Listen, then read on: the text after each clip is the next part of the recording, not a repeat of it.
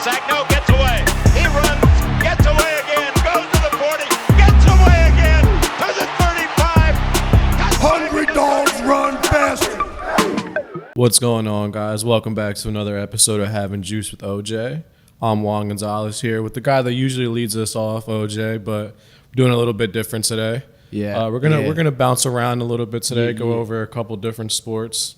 We're gonna start with some MLB All-Star Game recap, get into the home run derby, and then talk about some trade candidates that Oliver's team, the Yankees, wants to see, the Phillies that I want to see, and then just other players that might get traded throughout the season. Get into some basketball with the Olympics going on. Kind of talk about Team USA, different starting fives you want to see and whatnot.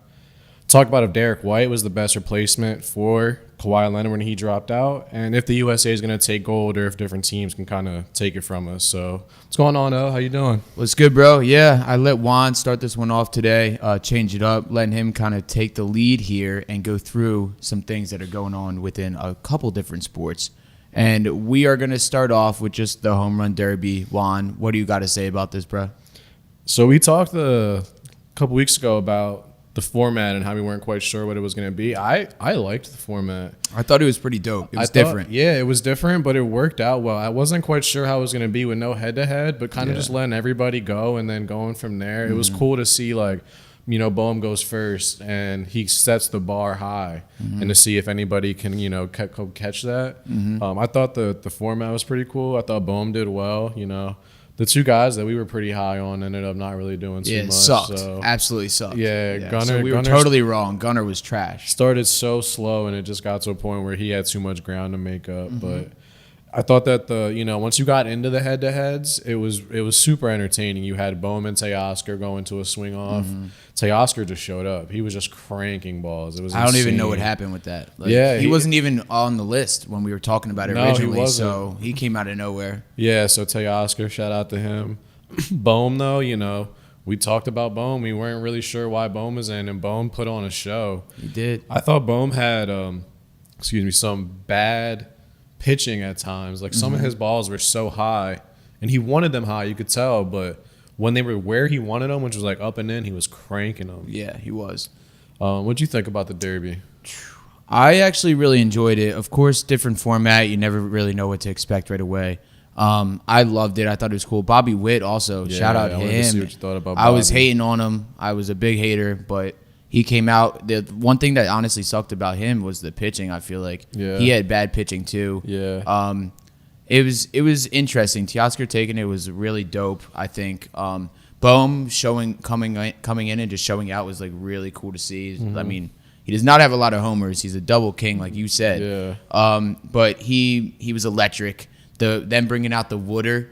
Bryce bringing out the Wooder jug was actually so hilarious. It was all over social medias, everywhere. I like the team support of everybody around. So I'm saying Trey Turner's out there. Like, everyone was just enjoying it, like making it fun. Like, I could just tell Alec Boehm was having a good time. Yeah.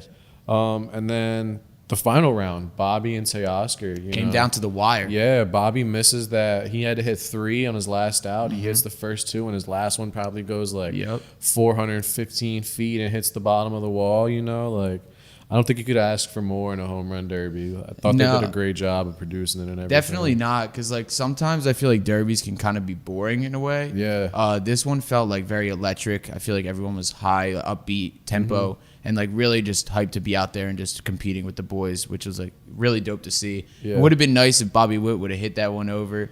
I was kind of rooting at the end. I really was rooting. But Teoscar, congrats, brother. Congrats. Yeah. And then we're moving to the actual game itself. The AL ends up taking it 5-3. Yes, sir. I thought it was really cool to see Paul Skeens start the game. First rookie to start the All-Star game since '95. And then his counterpart, Corbin Burns, another guy that's just putting on a show down in Baltimore. So what were your thoughts on the game? It was a good game. I mean, who you thought would win won. Basically every time at this point. Exactly. There's just no way that like they lose. I feel like they always have the best squad. It just works out that way every single time. But I actually really enjoyed it. I watched the whole thing. Like you said, Paul Skeens coming in, being just the first overall pick last year. Yeah. Coming in his next year. having a dominant like first 6 games he won, 6-0, sick. He's a generational talent. He's different. He throws hard, but his mechanics are so good that Simple. like that's the thing that people don't realize about him is that they're like, oh, he's gonna throw his arm out, blah blah blah blah blah. The thing is, if you look at his mechanics, he's so good with it. Yeah, it's like so he's so repeatable, it's smooth. simple. Yeah, and it doesn't even seem like he's throwing that hard, but he's throwing 100-1. Yeah. It makes no sense. So it was really cool seeing him. And then the MVP. Tell me about that one. I mean, who had Jaren Duran? Who had it? There's not one person with a bet slip. You Nobody, cannot tell me yeah, one person has a nobody. bet slip with that, John. You cannot tell me. He hit an absolute nuke. How far did it go? Like 415? So, yeah, and he crazy. said after the game, he's like, I've never pimped a home run, but I had to kind of stare at that one and just admire the moment. I don't know how you 100%. don't. Otani also hit an absolute nuke of a home run in that game. Their only runs, he's used to that at this point. Always. But we talked about this a little bit before. Watching Emmanuel Clase pitch is just It's a clinic. it's special, and he's in Cleveland, so I feel like the public doesn't get to see him as much as you see some of these other guys. But throughout the last 4 years, man, 2021 he had a 1.29 ERA. 22, 1.36. A little bit of an off year in 23 with a 3.22, but he still had 44 saves. Yeah, that's an off year, which is insane. 4 earned runs as a total this year. 0.79 ERA. Only had a whip above 1 time, and it was barely above 1. Like, he's another one that's just a different breed of a pitcher, and he's fun to watch, and he was fun to watch in that game. I totally agree there with you, Juan. I mean, this year, just 4-1, 0.79 ERA. That's just insane. I mean, I love him in MLB The Show personally. Mm-hmm. He's my favorite pitcher to use. Even if I'm versing somebody, I'll just be versing somebody and I'll put him in to start instead. Yeah. Like when he's a reliever, I put him in to start because he's such a great talent to just pitch with and also to watch. I mean, of course, in the video game, it's sick and all, but watching him in person live is sickening. It's electric, man. It's electric. So yeah, that's about it for the All-Star game. We'll move on, talk some trade deadlines coming up in about Love the trade deadlines coming I don't know up, exactly by the way. how long, but pretty soon. Who do you want the Yankees to grab? What do you think the team needs are? I really took a deep dive into this. Yeah, let me hear it. I really don't know what the Yankees need right now. The hitting is off. Like, there's no hitting, and the pitching is not that good right now, which is rough. Ben Rice is like the only positive that I've seen for this team so far. What I would be looking for is honestly another outfielder. Yeah, I'd be looking at Jazz Chisholm. Mm-hmm. I'd be looking at him. I mean, he's with the Marlins. I really like him. He definitely he's just a beast. Like, I really love and I enjoy watching him. Jack Flaherty is another guy, a sleeper. He's a starting pitcher option, which I think we need. When in the beginning of the season, I was talking about a potential 6-man rotation there. Mm-hmm. And now I don't know if that's even possible. Yeah, now you need a guy. It's really bad. So I'm thinking a starting pitcher is what we need. Garrett Crochet is another person. And Tariq Skubal. I think I'm saying that right? Yeah, Skubal? Yeah, correct. Great starting pitchers. That's really kind of what we need. And then, of course, the Yankees are apparently willing to include top prospect Spencer Jones, which is honestly scary for me. Like, I love him. But if we have to let him go to sacrifice more wins right now, that's kind of what the Yankees need. I think the Yankees are in a spot where they are in a window where they can win right now, and Spencer Jones is somebody that I feel like he's been a top prospect for so long. Like, what's holding him back? Why is he not making the strides to be a big leaguer? Yeah. So it's gotten to a point for me where if I was the Yankees, I wouldn't be that hesitant to include him in a deal, especially for like a Tariq Skubal or a Garrett Crochet. More Skubal than Crochet. Yeah, I agree with that. Because Skubal even showed last year that he was elite. Crochet has always had the elite traits, but this year he's like finally putting it together. But I always get wary about those, 1-year wonder kind of guys. Skubal's the guy that I think if anybody needs a pitcher is who they should be going after. So like the 3 main teams that are going to contend, in my opinion, the Orioles, the Dodgers, and the Yankees that all need 100%. pitchers. I feel like they're going to get into Top dogs right now too. Yeah, and they all can use a pitcher. The Dodgers pitching staff is just so injured. The Orioles is good, but like they just similar to the Yankees, they just need another piece to kind of get over that edge.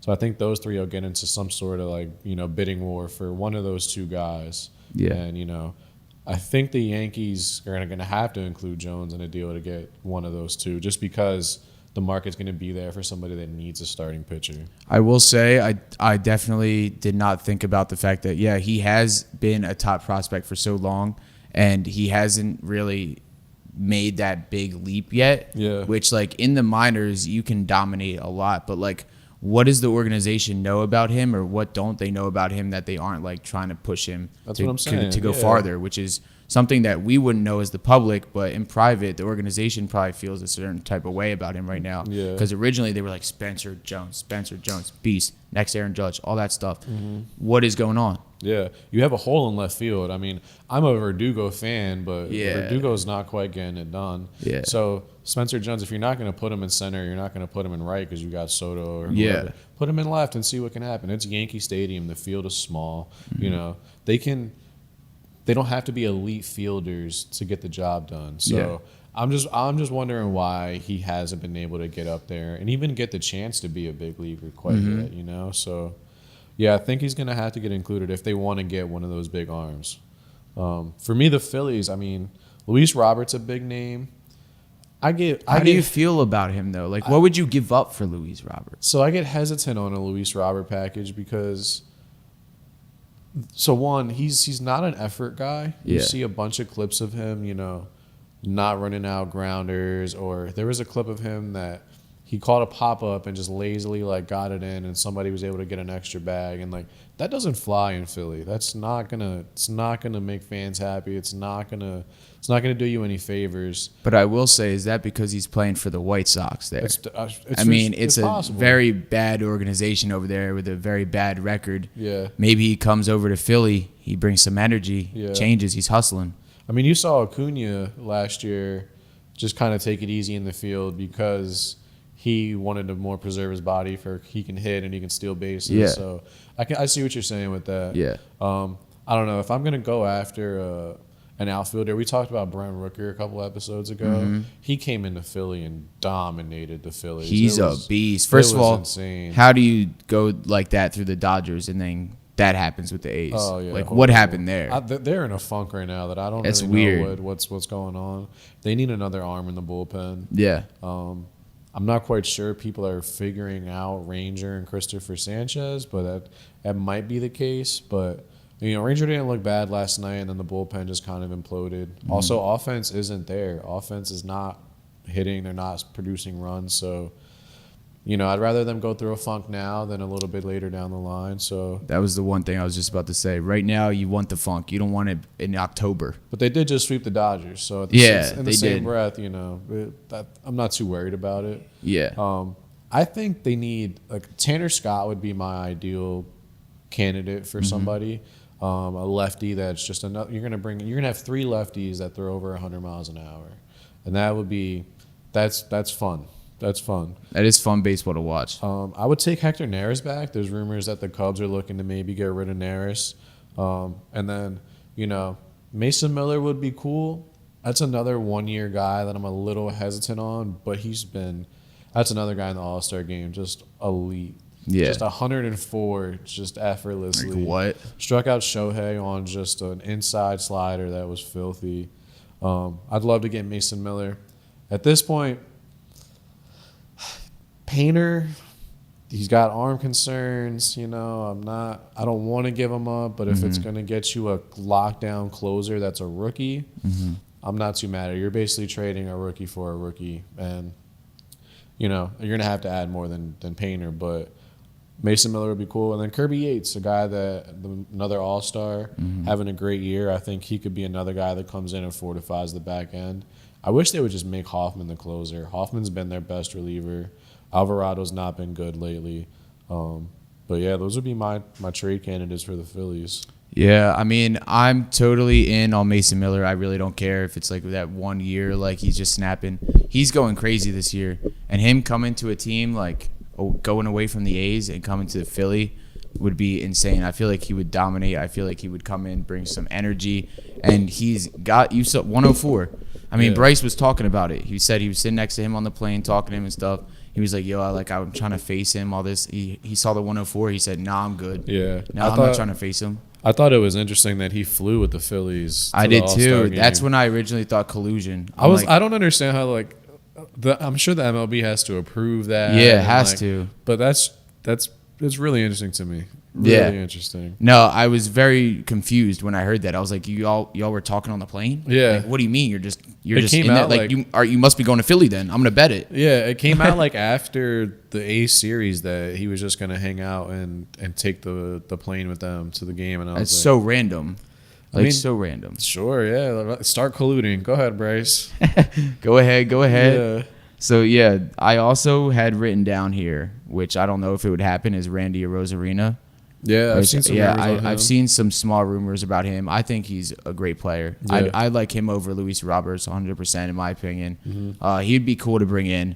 And then you said everybody else I pretty much thought with Phillies. So that's that for the Phillies there. Randy's an interesting one. I didn't have him for the Phillies, but I could see that. They could definitely use, I like Rojas. I think that he's serviceable. I don't think he's anything good. I don't think he'll ever be anything that great. Yeah, That's the thing. I agree with that. Yeah. I'm fine with him. I don't think it's a dying need to replace him, but I do think that eventually you're going to have to get something, bigger and better. 100%. Arozarena, you throw him in left and then you just move Marsh to center. I don't know why they keep playing Marsh as a platoon. Let Marsh play every day. Yeah. That man is an everyday player. He's proved it to you that he's an everyday player. I think he's third on the team in WAR right now. Yeah, 1,000%. I really don't get it either. Yeah, you keep platooning him with Christian Pache, and what do you think about Pache though? I'm a Pache fan. Really? And he's not giving me a reason to be a Pache fan. Yeah. So I was MLB The Show. Yeah, We talked about this. He had a crazy card when he was on the I think the Braves, because I think the Braves traded him for Matt Olson. So he had a crazy card on the Braves that I loved playing with, and then he had a crazy card with the Athletics, and I was always a fan. And the Phillies signed him, and he wasn't bad, but he has been bad the last year, honestly, and it's gotten to a point where bring David Dahl back and send Christian Pache down, or just release him. I'm not quite sure, but not the answer.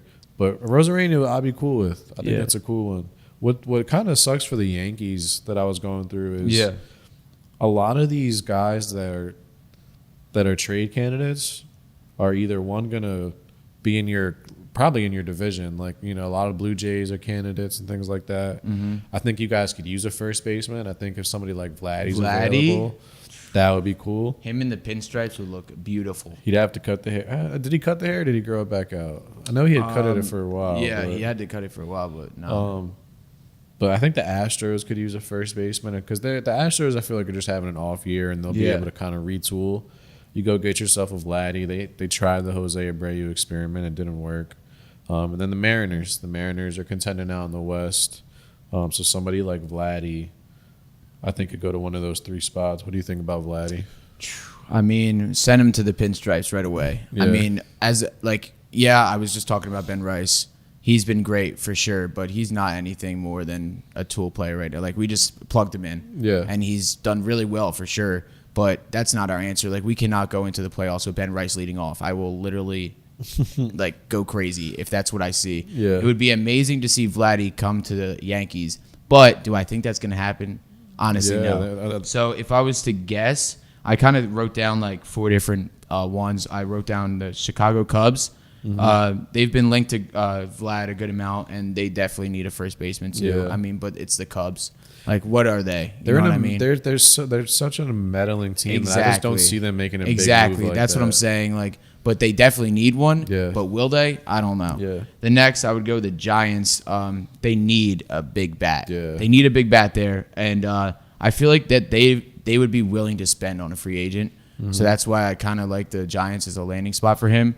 The Mariners, they're in first place, and they could really help. It could really help them to get some hitting in, some offensive stuff going on. So I'd be big on the Mariners, and I like the Mariners as a team. Yeah, I think me he'd too. fit in pretty well with them, with Julio and stuff. They just DFA'd Ty France, so their first baseman's a rookie. So, if you can get Vladdy, you got to go for it. 100%. My last one is the Twins. They have a need at first base, and they are contending for the AL Central. Yeah. So that would be big for them. I could see all those bottom 3 that I just named. The Cubs was just shot out in the dark, they just need a first baseman. Right. The last 3, I kind of think he could actually go to. But send him to the pinstripes, please. And then another Blue Jay that they've been talking about being traded, Bo Bichette. I have two teams that I think need a shortstop that could go after Bo, both NL teams. The Braves, Orlando Arcia is just not it. Yes, sir. I definitely agree with that. And then the Dodgers, Mookie's a great shortstop, but I don't think that he's a Mookie can play wherever. Let's get that out the way. Mookie can play wherever, but I think he's better Outfield, suited in the infield, outfield, catcher, right? pitcher, don't matter. If you can go get a Bo, because right now you're using Miguel Rojas, who's good, but that's a team that I think if they want to contend could fill that hole at shortstop. Yeah. With the Bo Bichette.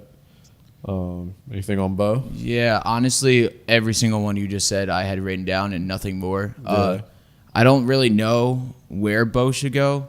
I don't know what place actually really needs him right now, but I can see 100% Mookie being able to move wherever. Yeah, anywhere. So I really like that as a spot for him because, like we said, Mookie can play any position possible. Yeah. So I would say I really like that landing spot for him.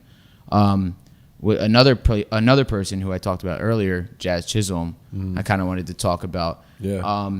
Of course, I can see him. I actually really like him going to the Dodgers. I think he could fill needs in their outfield or even potentially at second base, which would be upgrading from Gavin Lux, which I think would be really dope for them. On top of that, I could see him go into the Cardinals where my boy starts in center field, sadly. And I could see him definitely competing with my boy Mike Ciani, who's the absolute man. So I really hope he doesn't go to the Cardinals, but I could see it. The Yankees, like we said, he could play center field, allowing Judge to move back to right field, which would be huge. He might also be considered for third base or second base, which is actually very possible. Yeah. Another three that I got written down are the Phillies, which we said while they want a right-handed hitter center fielder, they could be an option to improve their outfield for sure. On top of that, the Mariners, I just love the Mariners. I want them to make some moves here. Please do something. They apparently are one of the top teams pursuing him right now. So just do something. Too, yeah. You got that too. Next one, the Royals, which is one of your dark horse. It was your dark horse, correct? Yeah, I like the Royals. I like them. They've shown interest, and they have an underperforming second base and outfield position. So that's the people who I love. Who do you think, Juan? So Jazz is versatile. So, He is. He can play anywhere. The Yankees, it makes sense. I had him. The Pirates, I think, are a team that is gonna. They're young and upcoming. Yeah. And maybe willing to dish out some pieces to bring in another young and up and coming guy to kind of help it tie it down. But yeah, I had the Yankees, Pirates, and Mariners for Jazz. We mentioned the Cardinals earlier. I have the Cardinals as a possible team for Luis Robert. Yeah. Just as they're a team that never wants to be in that rebuilding phase. So I'm sure that they want to go out and maybe get another guy to plug in that lineup and just kind of keep building and building and building. Big facts. So yeah, would be sad for Mike, but it's baseball. You got to compete, right? Yeah, I mean, my boy Mike right now, shout out to my mans. He was the first person ever on this podcast. He's batting .235 right now. He's been absolutely killing in the outfield. He's a Gold Glover, so please keep him in center field. That's my boy. And then last two guys, we kind of touched on them earlier. Yeah. Crochet and Scooble. Yeah. Three-team race for two guys, basically, For sure. in my opinion. Yeah, I Yankees, agree. Orioles, Dodgers all need a pitcher. We'll see where it goes. I think that the Yankees are going to have to come up with one of them. I think that that's just in their DNA to do something like that. Scooble, I don't think it's traded. Unless they really get an insane package for him. Yeah. I don't know how you trade a guy like that. He might. I don't know. I don't know the full Cy Young details of the AL yet, but he's probably the favorite right now if I had to guess. Him and Corbin. He's been dealing, bro. Yeah. He's been absolutely dealing. So if it gets down to that, then it just becomes a three-man race for Crochet, and that's going to get expensive. Yeah, 100%. Yeah, I would say that I really want Scooble in the Yankees uniform in this pinstripe, please, right away. Pitching, like I said, has been terrible. That's who I like for them to land. Like you said, I don't feel confident with it, but I think that we should at least be getting Garrett Crochet or him. So I think we're probably going to get Garrett in the long run. That's where I would go with that. Yeah, let's move on a little bit. Talk some quick basketball. Let's talk a little fun Olympics, man. Yeah, Olympics are going on, bro. Watched Team USA in a couple exhibition games recently.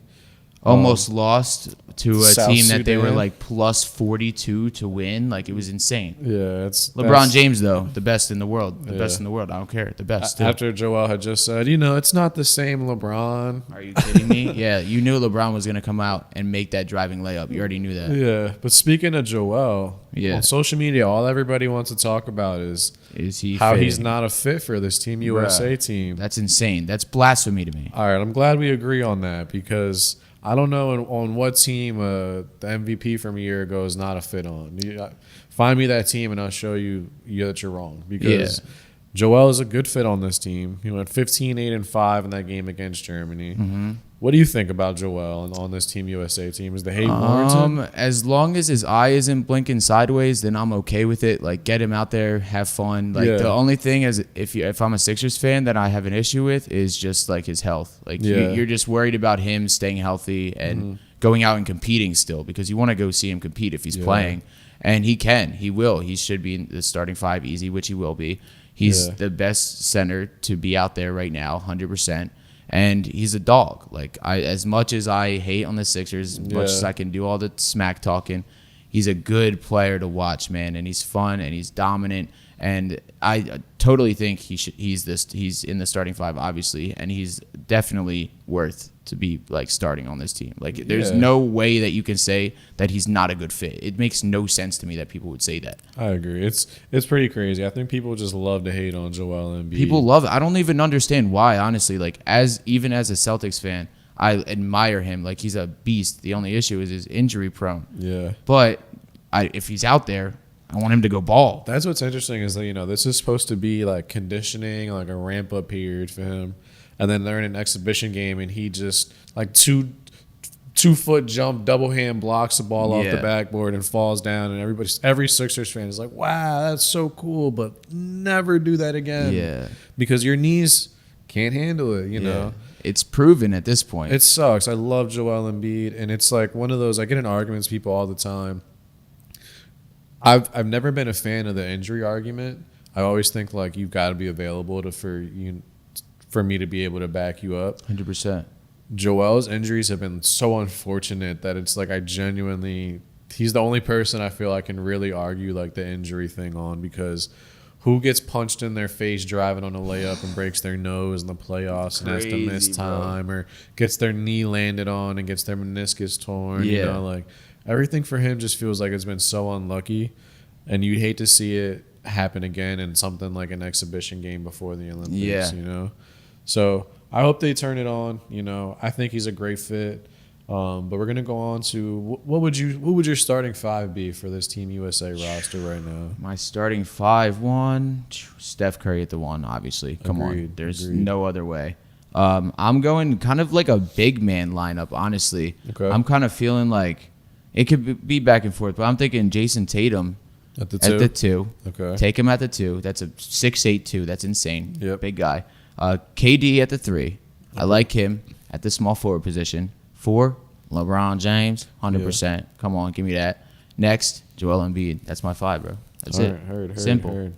I had a pretty similar one. I had Ant Edwards at the 2. Oh, dog. Number 1 option, right? Number 1 option, according to him. Looked like it in that one exhibition game. He did. I had Tatum on the second unit. I don't want to disrespect him too heavily and not put him on here completely. NBA champion? NBA champion Jason Tatum. In the 2 seed? Not finals MVP, but NBA champion. He is on my second unit. My second unit, I went a little bit of a big man unit for my second unit. I don't know if you had one. I just thought it'd be fun to do a second unit. I did not, but let me hear it. So I've had Drew at the 1, Booker at the 2, Tatum at the 3, and then Twin Towers, AD and Bam at the 4 and 5. Dude, like, in my opinion, there's no team that can beat Team USA. Yeah. Like, there's just no way. Do you think that we take gold here? I do. I mean, if we don't, then it's a disgrace. USA, I'm sorry. USA. It's an absolute disgrace if we do not win gold. Got to put on, but, there's a couple teams. Canada, I think, is going to be a team that gives us a little bit of a run. Serbia's got Jokic. That's all that matters, really honestly. Need, it's right? all that matters. And they got some more pros, but for the most part, Jokic. You got all many Jokic's, too. France, you got Wemby. Nick Batum, the leader of the veterans over there. I feel like that team could be pretty good. And then Germany just won gold in FIBAs. The Wagner brothers, Dennis Schroeder running the show over there. Of course. And then I just want to give a quick shout out to our boys in Puerto Rico. Jose Alvarado making it down there, getting into the Olympics, Yeah, he's always going crazy. Hope you guys can get some wins, but we'll see about that one. I don't know. We'll see, but just proud of you for getting down there in all honesty. That's awesome. Yeah, I have no clue if they're going to do anything there. But I will say I totally agree with Canada being the scariest team that Team USA will be facing with SGA and Jamal Murray. I mean, I didn't even know Jamal was going to be playing. He wasn't even on the roster originally. Really? I didn't know that. And then he just was. I just assumed that he would be. He was just at the camp. Like, he literally wasn't on the roster. People were like, "Where's Jamal?" And then he was just balling there, and everyone's okay, bet. Then it's looking good. And then one last thing on Team USA. They added your boy Derek White. The boy. After Kawhi dropped out. Do you think that was a fit thing? Do you think that was what do you think he was the best option to replace Kawhi Leonard? This is tough. Like, I don't know if he's the best option there. Jaylen Brown, in my opinion, is 100% the better option to be bringing in. But am I mad that they bring in a Celtic? No matter what, I'm not mad. Yeah. And Derek White's a baller. He showed it out. Like, he went crazy in the playoffs. He started to fall off toward the end a bit, but he was making hustle plays at the end where he broke his two front teeth pretty much. Yeah. Literally got slammed in the floor by Derek Lively or something. Like, literally, that's a big man, guys. That's a big man hitting you. Yeah. And he's just a dog. So am I mad? No. Was he the best option? No. I agree. Derek White, he is a dog. We've talked about Derek White. He's one of those X factors that you needed on that championship team. But yeah, Jaylen Brown was my first ones. Tyrese Maxey, another guy, a little bit of Sixers bias, but I could see a Tyrese Maxey on a Team USA. Yeah. Somebody like a Donovan Mitchell, somebody like that. I feel like there's other people that could have jumped in, but at the end of the day, we're just nitpicking here. We're just making some talking points. NBA champion, man. NBA You champion. Cannot be mad that he's on that roster, though. Just saying. That's true. That's true. Quick transition. Not much going on in the NFL world. One thing I did want to talk about, because I'm always interested in people's opinions on this. Jordan Love is not going to report to camp without a new deal. Yeah. What do you think about players holding out? I have mixed feelings about this one because it's a business one, and we know that the organizations are going to run their business a certain way. So if they don't like a player or they want to do whatever, they'll just drop a player. Right. And they don't get a second look. So these organizations really don't ever have family ties to these players, really, a lot of times. Yeah. Some do, but not a lot. So as a player, you do want to get your money. I will say that, and Jordan Love deserves money. I will say I really do like him. I think he's a beast. I think him sitting behind A-Rod was big. Yeah. I think he's matured a lot. Last year showed he's got a really young core. I think that it's in my opinion, it's okay. As much as it's you should get into camp, you should want to work. Yeah. But and prove more and more and more. But he could get injured at camp. Yeah. He could screw himself up, and then he could not get money. So I totally think that you sit out and you get as much as you can, and you squeeze out as much millions that you can from this big corporation that's making so much money off you to just people just to televise you. Yeah. So I totally think that it's okay to sit out, and I think that he deserves the money. I agree. I think he outplayed his deal, especially in the playoffs last year. 100%. As much as it's a double standard, and I'll totally admit that, I feel like there's certain positions that can get away with holding out more than others. Yeah, 1,000%. To me, a quarterback who's getting paid the most money, I don't know. From a team perspective, I want you to be there. Maybe you're not throwing, maybe you're not practicing, but at least be in the building. I don't even know if that's an option. They might not even want you there if you're not going to be practicing. Yeah. But end all be all, yeah, if I was a player, I would hold out. 1,000%. If I feel as though I'm worth $20 million more and you're paying me, and I can go out there and literally tweak a knee, taking a quick jog, and then they're done with you. That's the thing. If you get injured, exactly. then the organization just decides to dump you. Then you're done. Exactly. So why would you give them your time of day if you're not going to get the deal that you want? Yeah. So end of the day, it has a negative effect on the team because the quarterback's not going to be around, and the beginning of camp when you might be installing new things and getting to know new coaches and whatnot. The quarterback being around is cool because he is like the quarterback is basically the CEO of your company, and if he's not there, it's not good. But that's on the Packers. The Packers, you don't draft somebody in the first round without the intention of paying them in the long term. 100%. You know what I mean? Yeah. Like you draft a quarterback in the first round when you have a quarterback already on roster that's making a lot of money. Because you had such confidence in that guy and now you don't want to pay him what he's worth. I can't say I get that. Yeah, it makes no sense. I just think he should be right now the highest paid quarterback, in my opinion. Yeah. I think that would be his deal. Obviously, there'll be more to come. Bigger deals will come. That market moves like every day. Exactly. So like he will be the biggest and like the most. He'll get the most amount of money one day, and then the next day it'll be somebody else. Yeah. But I totally think he's worth the money. Packers, you're messing yourselves up. Just get him that money and get him into camp. Literally. And then Hard Knocks. Oh, I thought it was really interesting the way that they went really in depth on the Saquon negotiations. Really deep into it. I think kind of to make him look bad. I'm not gonna lie. To make who look bad? Saquon. Yeah, they didn't show Saquon in the best light. They No. definitely did not. I just thought that I think other teams are going to see that and be like, I want nothing to do with that. I don't want any of my negotiations out there. I don't want any of my conversations with agents out there. You know, in season Hard Knocks, training camp Hard Knocks is different, but when we're having to do negotiations and we're going through draft interviews and things like that, I just feel like it was almost invasive a little bit. I just want to get your thoughts on that. What did you think about the Saquon situation and how that went down? I mean, honestly, I thought it was crazy that that's just on camera. Yeah. Personally, the fact that like everyone just kind of sees what happens behind the scenes is really cool. But seeing that much behind the scenes, I don't think is necessary for like the average person to just like be able to take that little snippet that they see and just play with it. Because like that's just a certain time that like conversation happened. It's not, you don't get the whole 12 months that happened beforehand, and you don't get the bigger picture. You're not talking to Saquon like he is on the phone and you're just listening to it. You're not on the other end of that. Right. So like I think it's, like you said, invasive to the fact that you like these are like personal conversations, and like Saquon's getting Big it feels like decisions, a leaked. Yeah, It feels like big personal decisions. I didn't mean to cut you off. Oh no, but you're good, bro. Big personal decisions that are just out there. Yeah, no, I liked it, but I didn't like it. I thought it was like unnecessary, and I feel like there's a lot of hatred going around now. Like with Giants fans, all my friends who are Giants fans are just crapping on Saquon, being like, he sucks. Why would he not want to play with us? He says, "Oh, you know where I want to be." Like that's just weird to me that's just on camera. But I love it, but I hate it. You know what I mean? It's really cool access, but from somebody that, you know, we enjoy the sport and we kind of get a little bit of what goes on, you know, other than just like the entertainment aspect of it, like the business aspect of it. It's not great for all your conversations and your motives and things to be out there. Just wrap up on a quick fun note.